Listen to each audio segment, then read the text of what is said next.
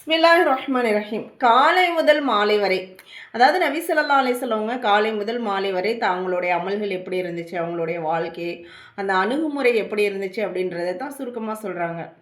பாடம் முழுவதையும் கவனிங்க, ஸ்கிப் பண்ணாதீங்க. நம்மளும் அதே மாதிரி என்ன செய்யலாம், அன்றாடம் நம்முடைய அந்த தினங்களை நம்ம எப்படி அமைச்சிக்கலாம் அப்படின்றத நம்ம பார்த்து தெரிஞ்சுக்கலாம்.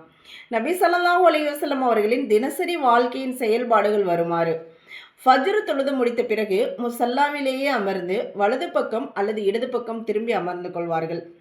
அன்னாரின் தோழர்களும் நபியவர்களுக்கு அருகில் வந்து அமர்ந்து கொள்வார்கள். நபி ஸல்லல்லாஹு அலைஹி வஸல்லம் அவர்கள் அவர்களுக்கு நல்ல நல்ல விஷயங்களை உபதேசம் செய்வார்கள். இதுதான் அதிகாலையில் நபி அவங்க செய்யக்கூடிய ஒரு அமல்.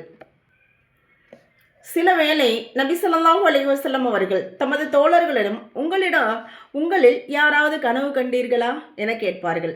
யாராவது கனவு கண்டதை விவரித்தால் அதற்கு நபி அவர்கள் விளக்கம் கூறுவார்கள். அதன் பிறகு பல்வேறு விஷயங்கள் பேசப்படும். சில வேளைகளில் தோழர்கள் கவிதையும் கூறுவர்.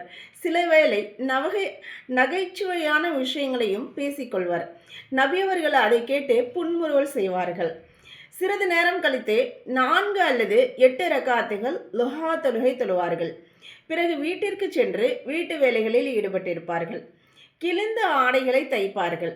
செருப்பு கிழிந்திருந்தால் அதையும் சரி செய்து கொள்வார்கள். பால் கறப்பார்கள். லுஹர் வரை இவ்வாறான ஏதாவது வேலைகளை செய்து கொண்டே இருப்பார்கள். நம்மளும் இந்த மாதிரி சின்ன சின்ன வீட்டு வேலைகளை நம்மளே செய்ய பழகிக்கிறணும் இன்ஷா அல்லாஹ். வீட்டில் இருக்கவங்கள்ட்ட கட்டளையாக இதை செய்யுங்க அதை செய்யுங்க அப்படின்னு சொல்லி மற்றவங்களை எப்போவுமே வேலை வாங்கிட்டு இருக்காம அசர் தொழுது விட்டு தமது துணைவியர்களின் வீடுகளுக்கு சென்று நலம் விசாரிப்பார்கள். சிறிது நேரம் அங்கே இருப்பார்கள். கடைசியாக ஒரு துணைவியின் வீட்டில் இரவு தங்கி விடுவார்கள். அன்பு துணைவியர்கள் எல்லோரும் அந்த வீட்டிற்கு வந்து விடுவார்கள். மகரீபிலிருந்து இஷா வரை அங்கேயே இருப்பார்கள். ஒருவருக்கொருவர் மனம் லயிக்கும்படியான மகிழ்ச்சியான பொதுவான விஷயங்களை பேசிக்கொள்வார்கள். இசாவுடைய பாங்கு சொல்லப்பட்டவுடன் எவ்வளவு முக்கியமான விஷயங்களை பேசிக்கொண்டிருந்தாலும் அதை அப்படியே விட்டுவிட்டு நபி ஸல்லல்லாஹு அலைஹி வஸல்லம் அவர்கள் தொழுகைக்காக எழுந்து சென்று விடுவார்கள். துணைவியர்கள் தத்தமது வீடுகளுக்கு சென்று விடுவார்கள். பிறகு நபி அவர்கள் இசா தொழுது முடித்து விட்டு வீட்டுக்கு வந்து உறங்கி விடுவார்கள். அன்னலார் இசா தொழுகைக்கு பிறகு பேசி கொண்டிருப்பதை விரும்ப மாட்டார்கள்.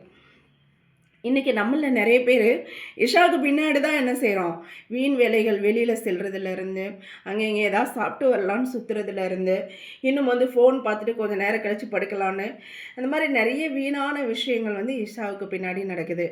அல்லாஹ் பாதுகாக்கணும். நாமளும் என்ன செய்யலாம், இந்த சுன்னத்துகளை பேணிக்கொள்ளலாம் இன்ஷா அல்லாஹ்.